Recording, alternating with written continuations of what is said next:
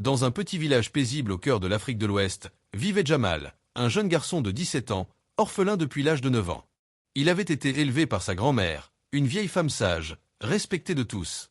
Jamal était connu pour sa gentillesse, son courage et sa passion pour les livres, bien qu'il n'ait jamais mis les pieds dans une école moderne.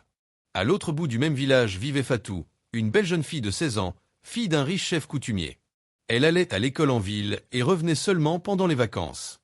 Fatou était intelligente, douce, mais elle se sentait souvent enfermée dans son monde de richesse et de règles strictes. Un jour, alors qu'elle revenait au village, Fatou se perdit en forêt en cueillant des fleurs. C'est Jamal, qui passait par là pour ramasser du bois, qui la retrouva, apeurée, les pieds blessés. Il la ramena chez elle, la portant sur son dos sur plusieurs kilomètres.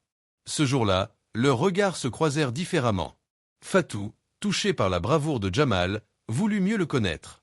Elle lui apportait parfois des livres, lui apprit à lire et à écrire. Petit à petit, ils tombèrent amoureux. Mais leur amour était interdit. Le père de Fatou voulait la marier à un homme influent de la ville. Quand le père apprit leur relation, il fit battre Jamal en public et interdit à Fatou de quitter la maison. Mais le cœur de Fatou était fort. Une nuit, elle s'échappa, laissant une lettre à son père. Elle rejoignit Jamal. Ensemble, ils quittèrent le village et trouvèrent refuge chez un oncle de Jamal, en ville. Avec le temps, ils se battirent pour leur avenir.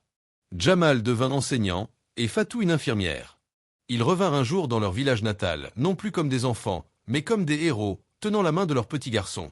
Et leur histoire est encore racontée aujourd'hui, comme la preuve que l'amour et la détermination peuvent briser toutes les barrières.